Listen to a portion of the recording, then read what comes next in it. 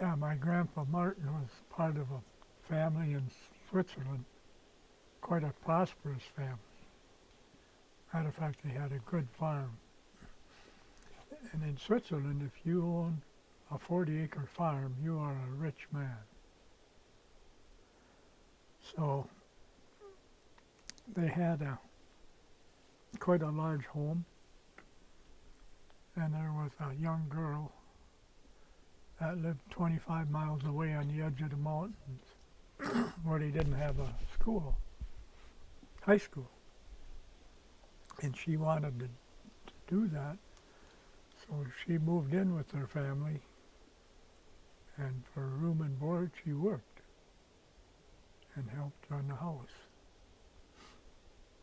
And that worked out good, except at one time she comes with child. So in discovering who participated in this, it was my grandpa Martin. So the family, to solve their problem, gave them his share of they got married, and the family gave his share of what would be their estate and shipped him off to America. Or at least that was their choice of place to go. So they came over, and in Wisconsin, they were just establishing the northern portion of the state, and it was free land. If you would stake out 40 acres or 80 acres, clear it, make a farm and a house, and live on it for a year, it was free. Of course, free land had sounded pretty good to this Swiss couple. So they did that, and he had a farm near Wausau. That's 40 miles south of Tomahawk. And when the railroad punched through, the railroad was coming north from Milwaukee, and it went as far as Wausau. And then when it extended to Tomahawk, a guy by the name of William Bradley, who was a very successful eastern logger out of Maine, and wore out the woods in Maine, then moved to Michigan and wore out the woods there, next in line with Wisconsin. So he bought timberland in north of Wausau and developed it and laid out a city called Tomahawk. And my grandma and grandpa saw the opportunities of a new area, a lot of employment, a lot of business going on. And they came north, and with the money they got from their Wausau farm, they bought quite a large farm just south of Tomahawk, which is still in the Theiler family. The Theiler family, by the way, was on the German edge of Switzerland. And the area, I guess, as I understand, all of Germany at one point was tribes. And one of the tribes was Theiler. We still have a crest. So they had 10 children, 1 girl and 9 boys, 10 boys, 11 children. So the farm and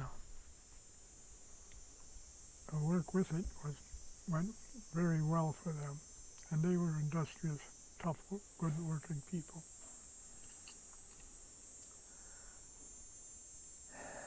And they got into the logging business, and they liked that. And then they also got into the road building business, and that was very successful. Times were very progressive. Everybody was busy working. And the 10 boys scattered the name Theiler all over the North. And it's always been looked upon as a pretty good bunch of people. So that's the story of Grandma and Grandpa. They worked hard on making sure each one of their children had a trade or a business or a way of making a living. My father was Carl. One of the uncles was Joseph. And Carl and Joseph got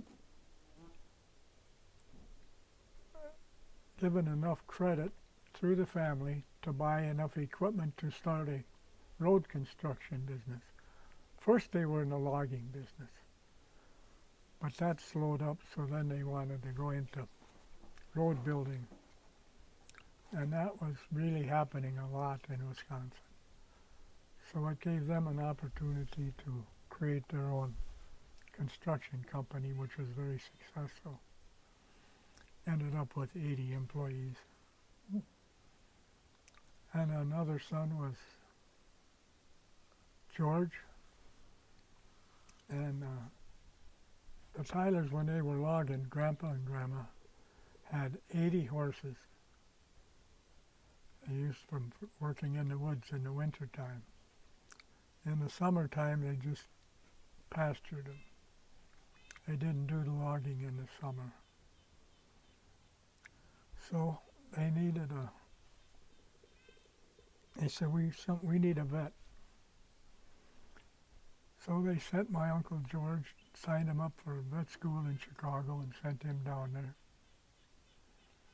And he did well. He passed, he got certificates and stuff. Matter of fact, he came in first in the class in ratings.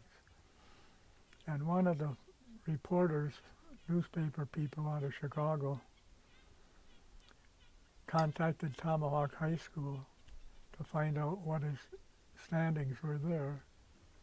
And the answer was, there was never a George Theiler enrolled here. He had really never gone to high school. So just something interesting. Yeah.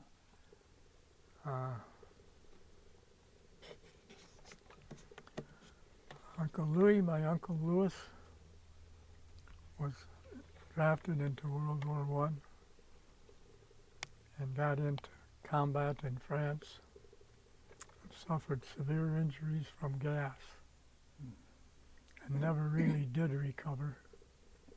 He came back to Tomahawk and was cared for mostly by the family, but actually everybody in the city. And he lived a successful life after that, but not an economic basis. Martin Jr. took over the farm. He also worked on road construction with his brothers Carl and Joe. And Martin did an excellent job of maintaining the farm, and his son ran it after he retired, and it's still in their family today on Theiler Drive. Mm-hmm. Yes, let's see.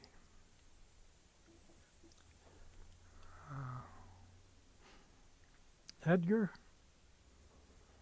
they decided they needed a business leader for their interests, and they sent Edgar to college at Marquette University in Milwaukee, and he graduated just about the time the Theiler dynasty was dissolving, and ended up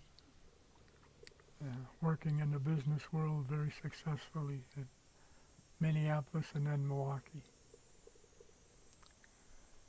And grandchildren, I don't know how many they had, but it had to be a ton. I know one time my brother counted up his first cousins, and my mother came from a family of 16 in Harrison. So between the Theilers and the Winkers, he had 187 first cousins. Her was named Lena, and she was actually the oldest. And she married a guy from Wausau who was a railroad engineer by the name of Latimer, Charlie Latimer. And they had a very successful life down in Wausau. Yeah, they were good.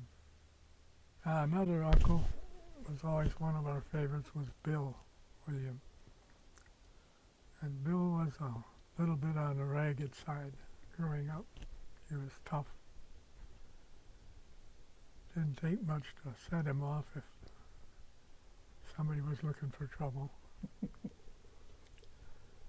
And he ended up owning he had a farm to start with that didn't work out.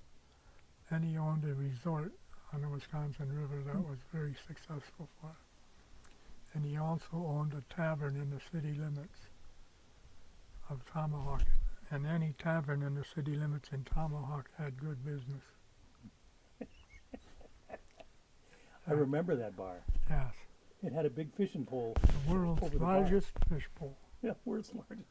Somebody made great big thing, and it was hanging up in the back of the bar. Yeah. It was right next to the theater. Yes. And he started a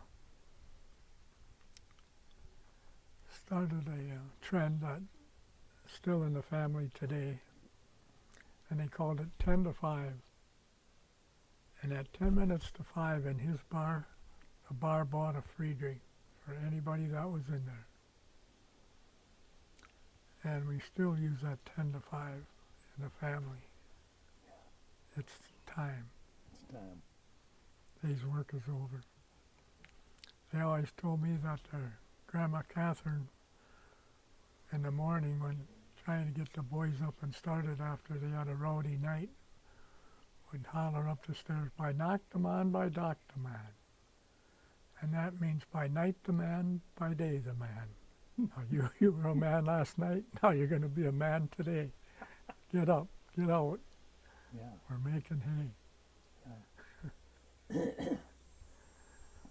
Also, they talk about getting up early was, if you wanted a clean pair of socks, you were encouraged to get up early because the last one could find 2 socks, but they probably didn't match.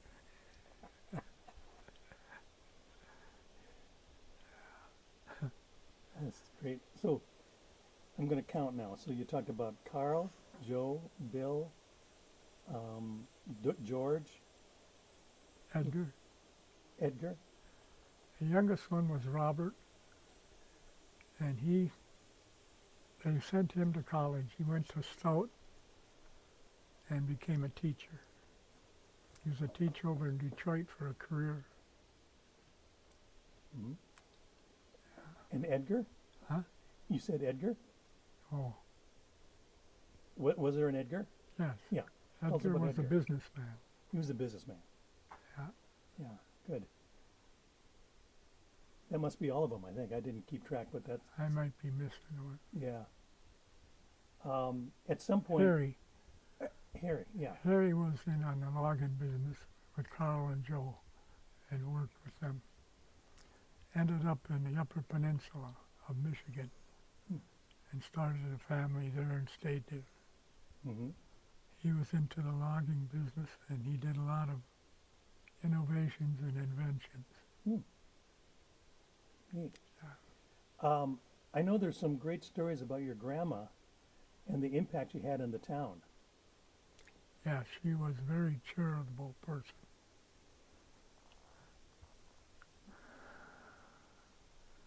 I remember one time a fellow that I met later in life by name of Otto Long, and Otto Long told me he came to Tomahawk because he saw advertisements when he got off the ship in New York. And he was 15 years old and did not speak English. So he's walking down the streets of Tomahawk, and one of the Theiler boys sees him, and they got to visiting. And the Theiler boy said, "I'm taking you home." Brought him home. Grandma was visiting with him and gave him a square meal and says, "What are your plans?" And he says, "I don't know." She says, "Well, you're staying here tonight." So he stayed with the family and ended up working with them. Oh, my Uncle Frank, he was actually the oldest boy and the matriarch of the business people. In Switzerland, when a farmer or business person dies, the oldest son inherits everything. That was Frank. And the oldest son inherits all of the assets, but also the responsibility to continue taking care of all of the family. Mhm. So that's what Frank was doing. Yeah. So this young fellow goes to work for Frank. This young fellow goes to work for Frank. Otto. Yes. Otto. And the Tylers had another farm where they kept the horses. And when the machinery started coming, they no longer needed the horses. Frank told Otto, "You're buying that farm." He says, "One of these days you're going to meet a young lady and you're going to want a place. So I'm taking it out of your pay." So that's how he got his farm. Wow. Uh, Wow. And your grandma was a midwife and some other things too, right? yes, she was kind of half trained and partially trained in medicine. I don't know where she got that, but a lot of the Indian cures, stuff like that, she took up on. Mm. She actually sold stuff through the drugstores, medication. Mm-hmm. And she delivered a lot of babies. Yeah, and the midwife stuff was expensive to go to the hospital to have a baby, and new people here just didn't have the resources. So that's where she'd come in and take over, and of course there was no bill for that. No sense in handing somebody a bill if they don't have any money. Yeah. And Yeah. that was George the vet to everybody in the county. Owed George a favor, Mm-hmm. because he'd always go, never say no, but he knew he was going to a place where he wasn't going to get paid. Yeah. Maybe a couple of chickens or maybe a limit of trout once in a while or something like that would be his Yeah. pay. Yeah. I remember George was married to Vera, Yeah, and she was my music teacher. yeah, she was a very talented singer. She sang professionally in New York City. Oh, I didn't know that. Oh. Now, I don't know how they met, but and she would crank up a song and get a group going real quick. Yeah. How did your mom and dad meet? My mother was a storekeeper's daughter in Harrison. And the Tylers had logging camps, and one being in Harrison. One day my father was 17 years old, and his dad said to him, "Do you like school?" My dad was in high school. My dad says, "No." And his father said, "That's good, because next year you're running a logging camp in Harrison." So he was out in Harrison, and of course he had to do all the supplies. So he was going to the store very often and saw the storekeeper's daughter, and they got acquainted, and bingo. There you go. And do you remember what year they got married? No, but it was around 1915, I think. They were only married 2 years, and my dad was drafted and went to France. Oh,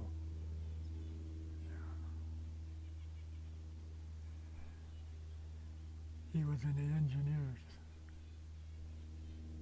did he come home okay? Was he injured? No,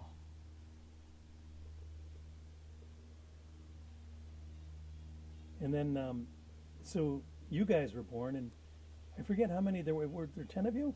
6. Oh, 6. Oh, that's less than I thought. Okay, let's review all of them. Who's first? My sister Catherine, Catherine. named after Grandma, and she went to college over in Minnesota. And after she graduated, decided she wanted to be a Catholic nun, and went to a Marian Old Order in Ossining, New York, Hmm. and was there for 4 years, and then was shipped over to Hawaii. She really wanted to go to China, but by that time Oh, the war was on in China big time. Americans were not welcome. So she got Hawaii, and she was very successful in her business there. so she spent most of her career in Hawaii. Yes, all of it. All of it. Wow. When she went over to Hawaii, they had a naval escort on the boat that she was on, Oh, or yeah. alongside of it. Yeah. So it was 1944. Oh, man. She was great. Yeah. Hey, Second was Ralph, my brother, who graduated from University of Wisconsin, 1939. He went into the Army as an officer, ROTC, and he was in the Transportation Corps, where they had one Army officer on every cargo ship responsible to make sure the cargo all got there intact. mhm. That was his job during the war. So he made several trips overseas in the so-called tubs, which couldn't have been a lot of fun. Mm. Merchant Marine. Third was my brother Harry,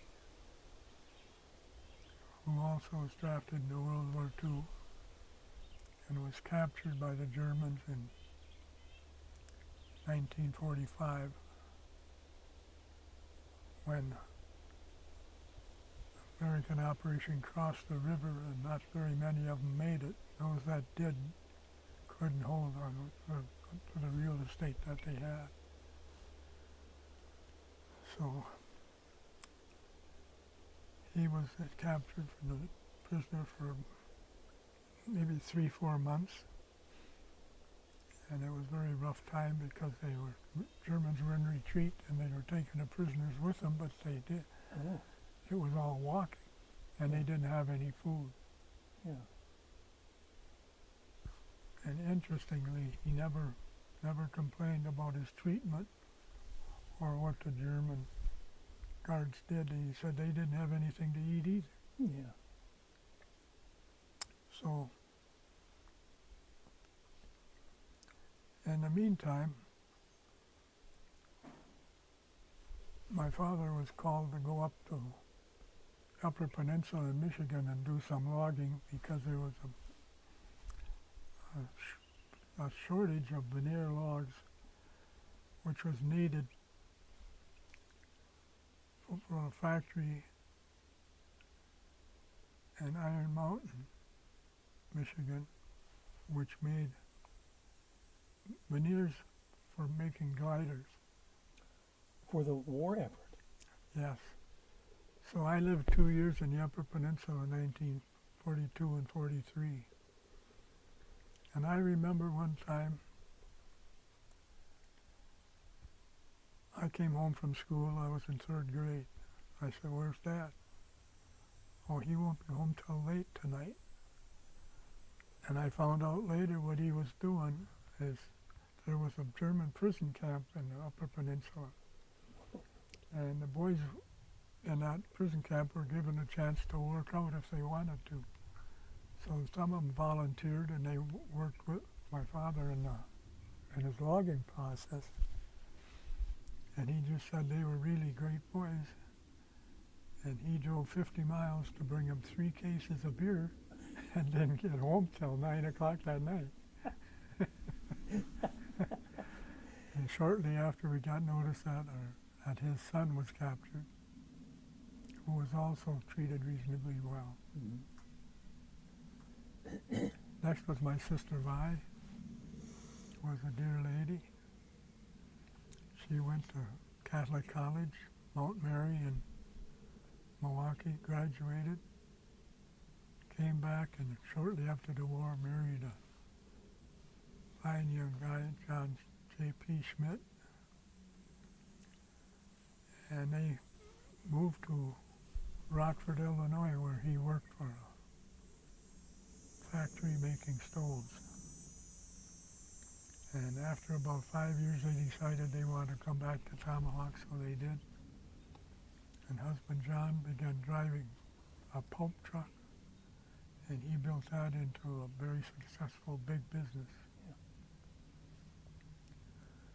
Yeah. And they had a nice family, so that was And successful. Vi became a teacher. And Vi was a teacher, yes. I had her. In high school, I had English from her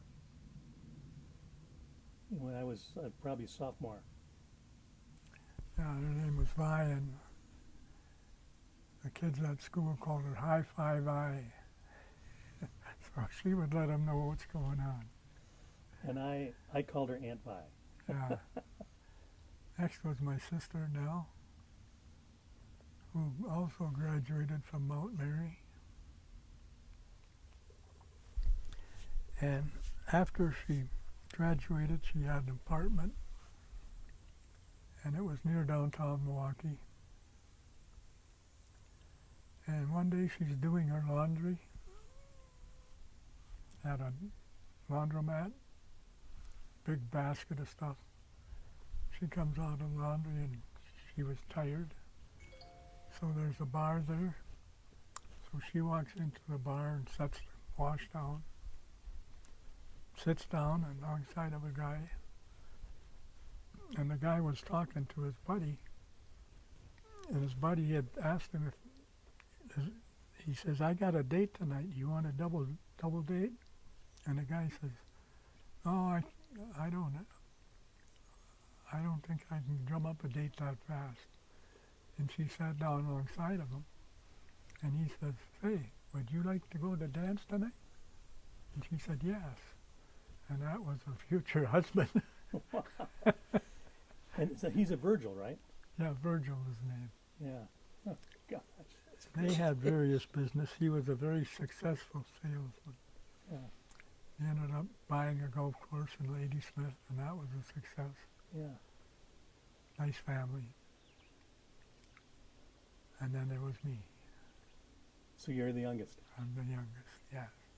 Interesting that you're named for your father, but you were the youngest one. Usually it's the first one. Yes. In between, there was 4 children that didn't make it. Oh. Yeah. Yeah. All miscarriages or at birth? Miscarriages? Yes. Stillborns or Yeah. dead at birth? Yeah. I never. Very common. Yeah. Yeah. Especially in them days. Yeah. Oh, that's great.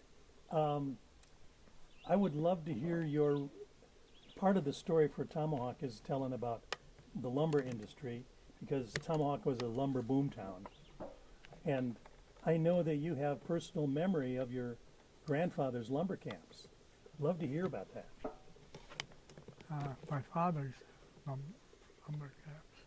Wasn't it Martin? No, that was my dad. Oh, I misunderstood that. When Hold they on were one second. working in Michigan, they Yeah. had. He worked with Carl and Joe on the road construction. Yeah. Do you have any? I mean, not that you have personal memories, but you know, back when the lumber boom was happening, you have any sense of how that went, what that work was like? Yes, it was. Well, wait till John. Are you ready? Okay. Okay, go ahead. Oh, yeah, we're good. Wisconsin was what they would call a new pinery. You know, when they hit that St. Louis thing, everybody's going west. They went right past Michigan and Wisconsin and Minnesota. Missouri was fully developed, Kansas. Then the wood was drying up on the East Coast. Then it was drying up in Michigan. So they were coming to Wisconsin. And there would be a large logging firm come as far as north off of Madison. Stevens Point was the start of the big pinery. Most of it was along the Wisconsin River because that's how they used it for transportation of the logs and the lumber. The St. Louis, they claim, was built by Wisconsin Lumber. And Stevens Point got to be a central town, and the railroad came. And the railroad went north of Stevens Point, Mosinee, and Wausau. And Wausau became the center with sawmills and lumber yards.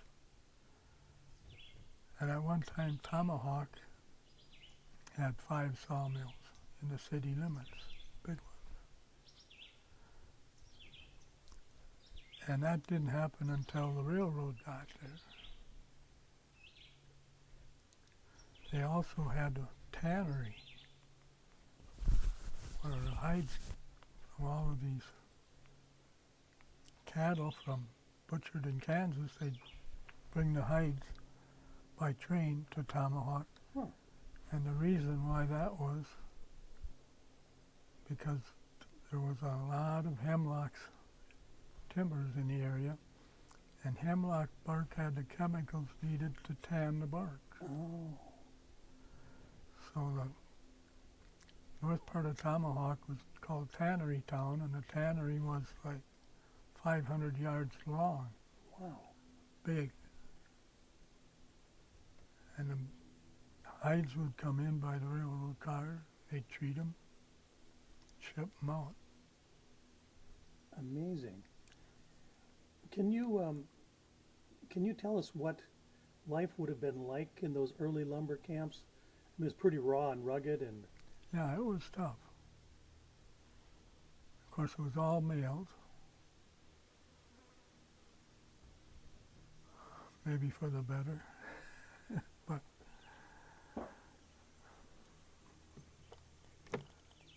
my mother actually lived and cooked in a camp, separate building. But there was no running water. There was no toilet, as we know it. Outdoor facilities. And it was lonely. The personnel was a real mix. Come from Scotland, Sweden, Finland a lot. You're hitting that wire again, Carl. Sorry. Your finger's playing with the wire there. Sorry. Keep going. Tell us about the population of the logging camp. start that over again? Yeah, sorry. Yeah, the fellas were all a real mixed breed.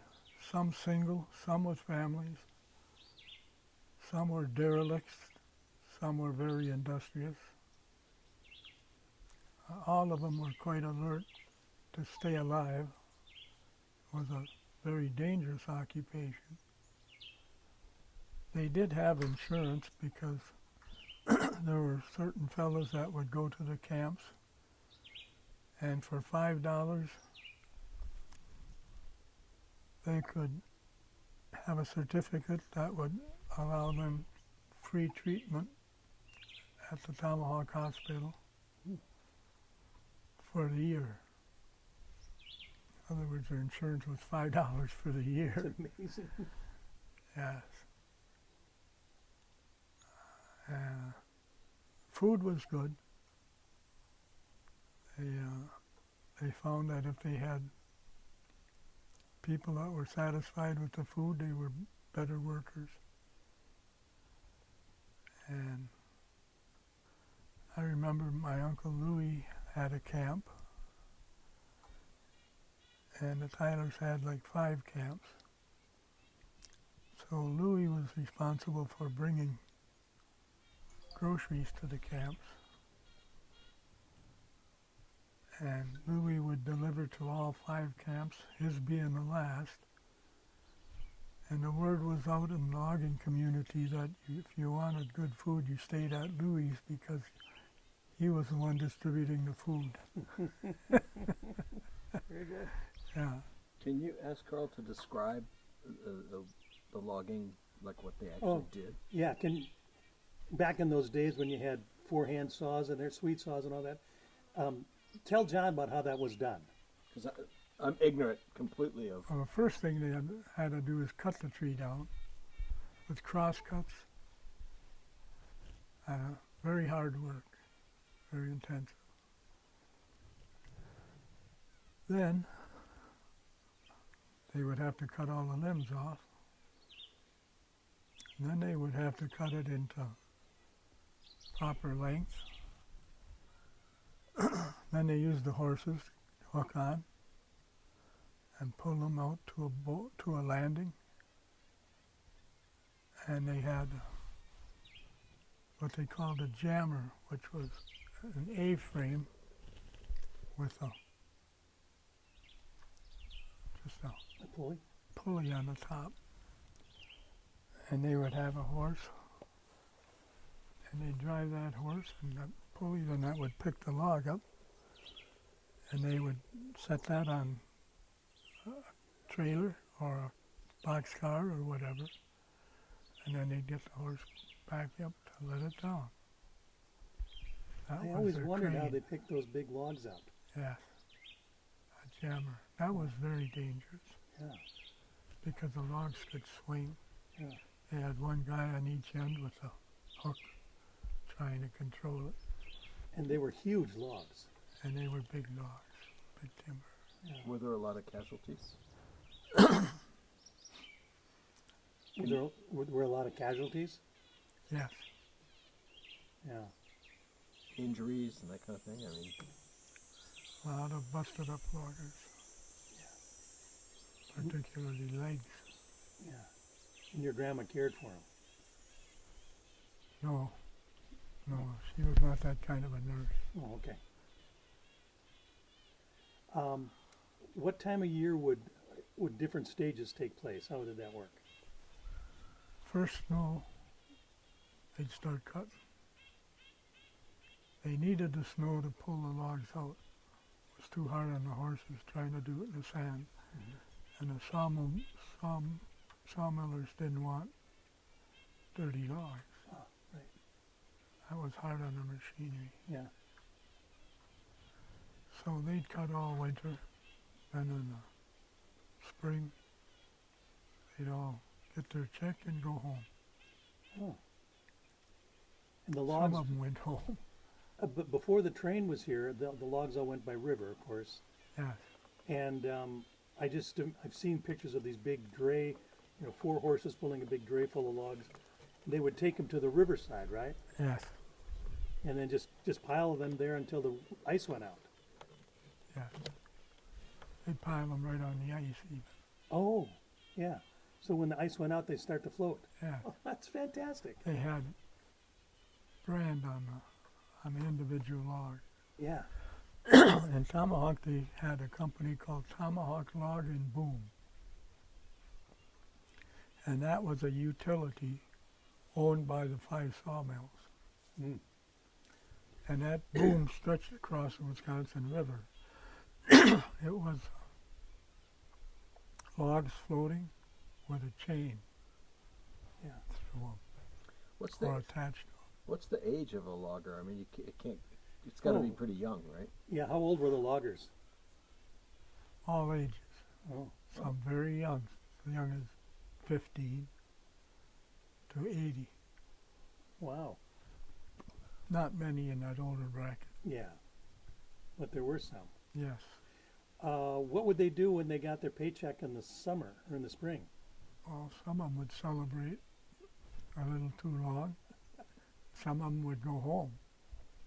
There was a lot of, the fellows were from Kentucky and Tennessee, a lot of them Oh, came to Wisconsin to spend the winters yeah. and then go back home. Probably farmed and such. Yeah. Yeah. You ever hear that song, I got 10 little fingers and 10 little toes, No. waiting down in Tennessee for me? Oh, neat. Oh, that's neat. Yeah, they'd sing that in the camps. Oh, I'd love to hear that song. Ask him about the Germans that came to help. Oh, she said, ask about the Germans that came to help. That his dad got. The Germans that came to help your dad? Oh, You yeah. mean the prisoners? Pardon? The prisoners of war? They were. Yeah, Yeah, we talked about that. yeah. Yeah, he mentioned that, I guess, earlier. Do you have any, I mean, you weren't around when the logs were floated on the river, but just the thought of that, I mean, what a terribly dangerous occupation that was, to be on the logs. Yeah, well, they came down with it. It was item. Yeah, usually with a boat. But when the logs would get tied up, they'd have to get out of the boat and I'm always struck by the tremendous power of a log jam. yeah, You know, we always say, "Oh, I got in a little log jam." Give me a break. A log jam was like a bomb ready to go off. yes, Yeah, yeah, and they would, so they would go like down the Tomahawk River to the Wisconsin River, Somo River, to Somo Wisconsin. River up to the Wisconsin Spirit River, Spirit, Wisconsin River was big. and then in the early days go down to Stevens Point or Wausau, but then they built mills in Tomahawk, Yeah, so you didn't have so far to ship them by water. yeah, And then at some point the trains came in, I guess. yes, And then the riding of the logs kind of went away. It's a fascinating story. When did the logging industry cease? Hasn't. But I mean in Tomahawk. It hasn't ceased. Oh, it hasn't. He said, when did the logging industry cease? It hasn't. No, a lot of logs go off of here. We have a very large sawmill in Prentice, 30 miles west. Yeah. Very large, big volume. I sent a bunch of trees there 2 summers ago. Yeah, Yeah. How often do you have a logging crew in here? well, now it's getting to be once every 2 or 3 years. Yeah. But this is big. Yeah, I know. Yeah, How many acres do you have here? 600. Amazing. Yeah, I would imagine you'd have, I mean, some part of the forest has to be logged just about every year or so. Yes, Yeah. I showed John the clear cutting that Staggerwaltz did on the way in, yes, and we were talking about back in the early days, you know, when Bradley was here and they mowed everything down. Probably looked just like that.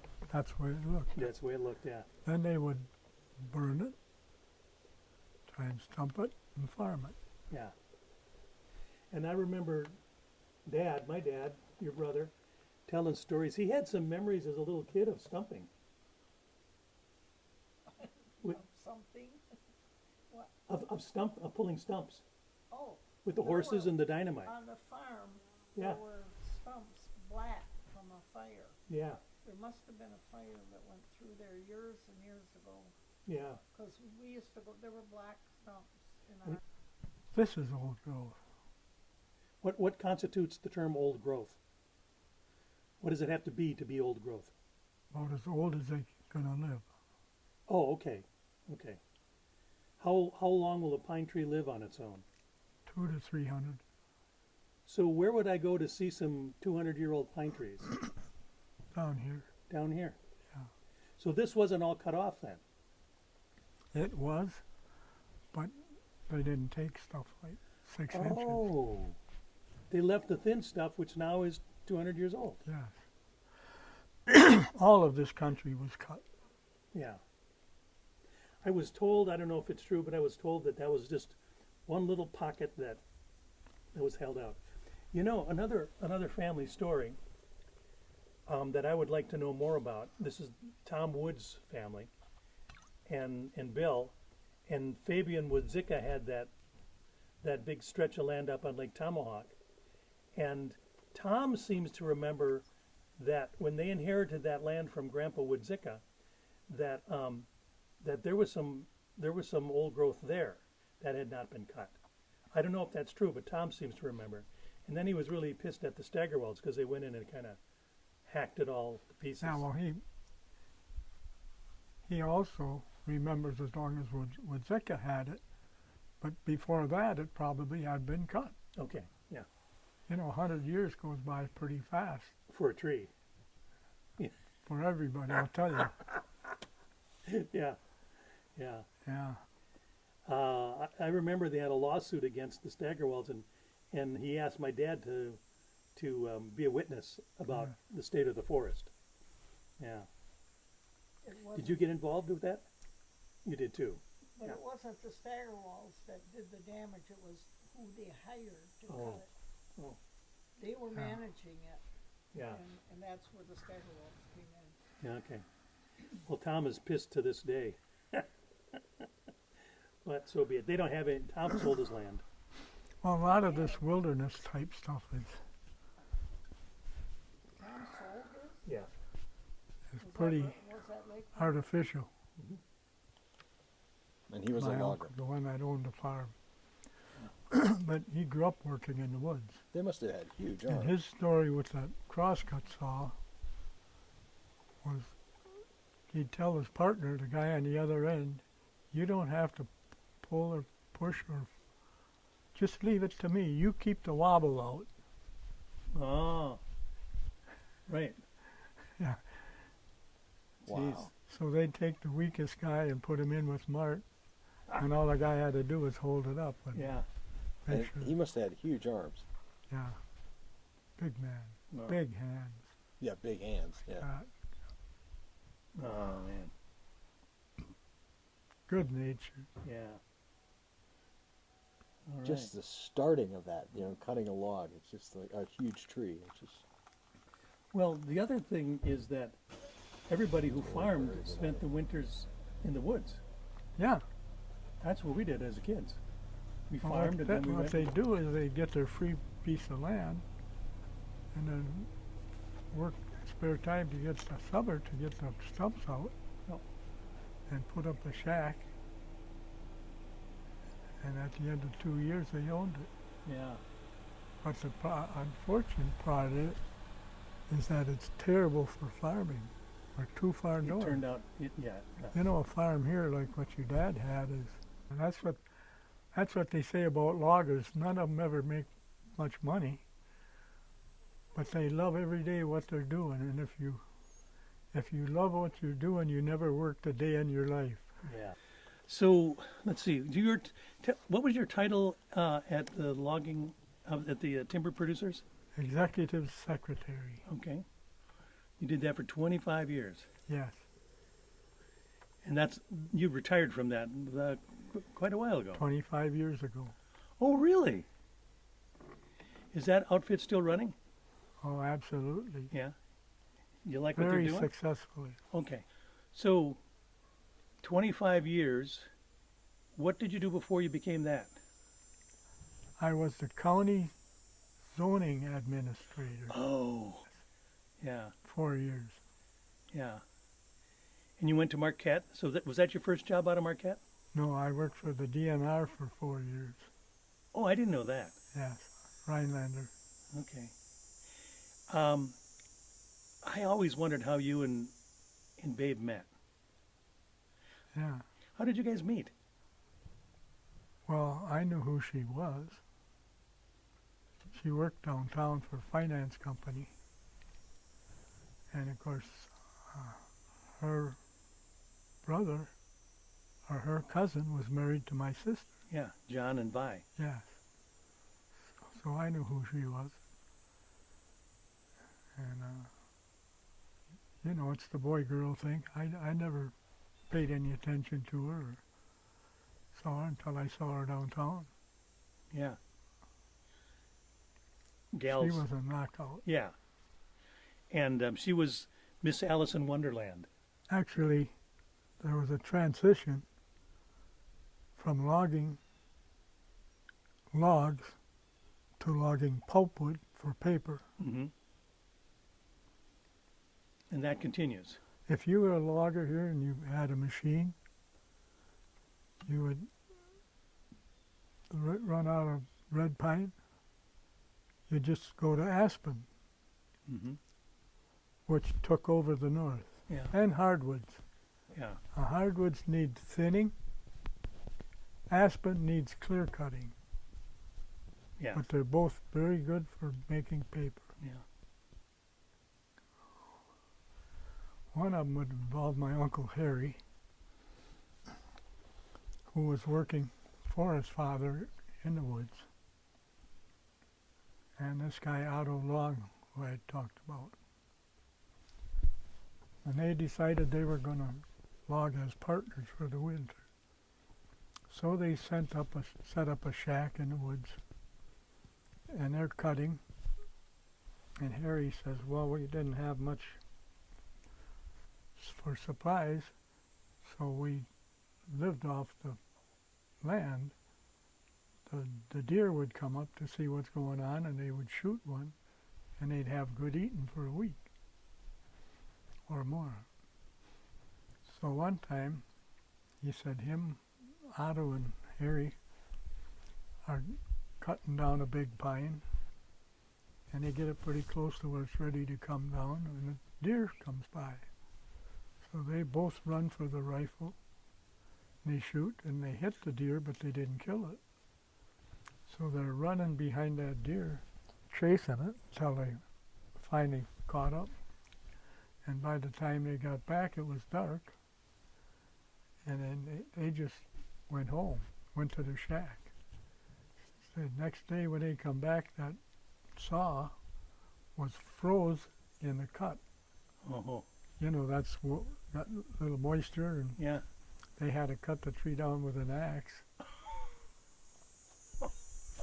to get the saw. out. Jeez. Oh man. Well, I'm sure there's a lot more than Blondie's. But Blondie's was the most famous one. And actually, interesting story. Blondie's gets raided. They closed it. And a lady that was the chairman of the Christian Science Church community was really angry. She says that's the place where these ornery husbands can take out their frustrations without raising hell with their wives. Wow. Not what you'd expect. Not what you'd expect. Any fights between the guys? Any fights? Always. Describe something. Yeah. Anything you can remember? I wasn't in on it. But you heard about them. Yeah. One time there was 32 licensed taverns in the city limits. And they all thrived. Well, they on and off. Was it mostly the guys from the woods that were coming in? A little bit of everything. Yeah. But they would hit the saloons hard.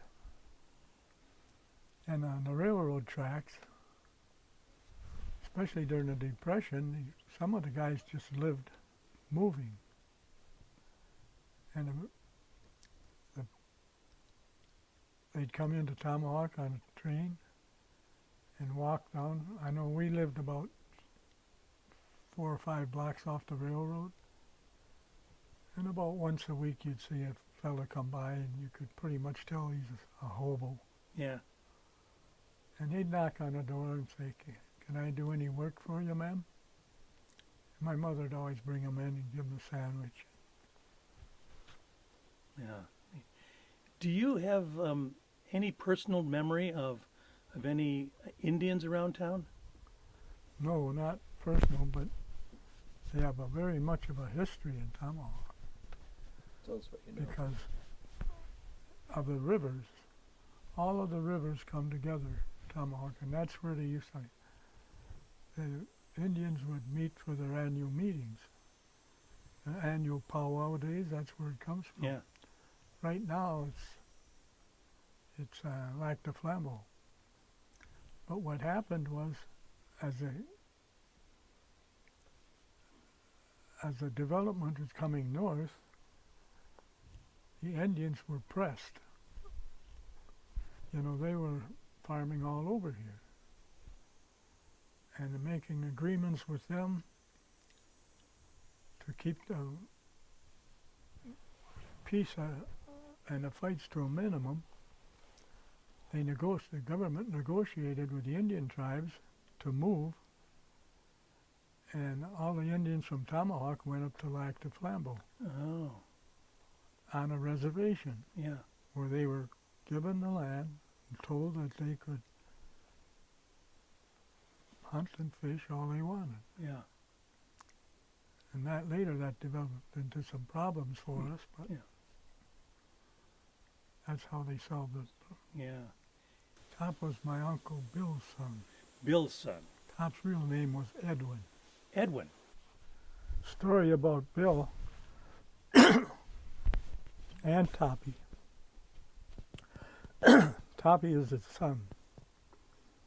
So Bill had a sawmill, small one, needed a part from Wausau, so he's going down to Wausau to get that part in his pickup truck.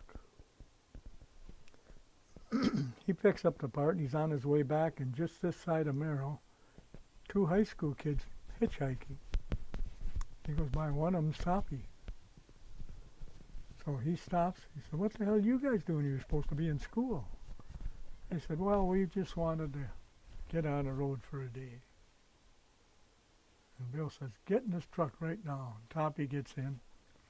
And the other kid, he says, "You stay here. You get home the way you got here." There was a kid by the name of Howard Ball. So Bill takes the kid home, and they all graduate from high school. And Howard Ball's in the Air Force, and he's flying over Germany. He's a pilot. Oh. He gets shot down, bails out, captured, 3 years in prison camp. Oh my. He gets back home, and Bill Theiler owns the tavern downtown, so everybody goes there. So in walks Howard Ball, and everybody's saying, "God, Howard, so good to see you, and we're so glad you made it." And Bill says, "God, Howard, you've been," he said, "Hey, Bill, I just got back from Merrill."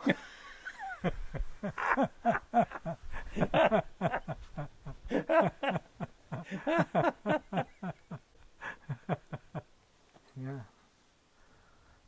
Well, you can't bring beer in. One case in a vehicle. So we got 8 guys.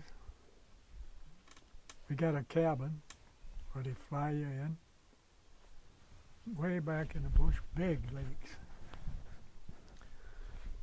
So you bring your food and your beer, but you got to buy it in Canada. So we get across the border and go to the liquor store, and we figured 1 case of beer per man per day.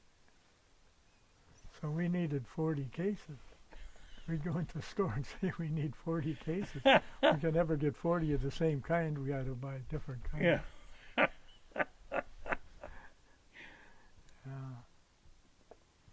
One time we were at this flying service, Rusty Meyer's flying service out of Ignis, Canada. And all of the stuff going into this plane, plus 8 guys, Twin Beach, they weigh it. and they get so much, that's all they can take. So there was one case of beer left. And Rusty says, well, we're going to have to leave one case behind. My brother says, no. If you won't put it on the plane, we're going to drink it right here. And Rusty, he got to get going. He's got commitments. So he said, oh, okay, goddammit. And he puts the case of beer on the plane, overloaded. Oh. Oh, yeah, that's great. That's the joke. You know, But the they joke. got it in.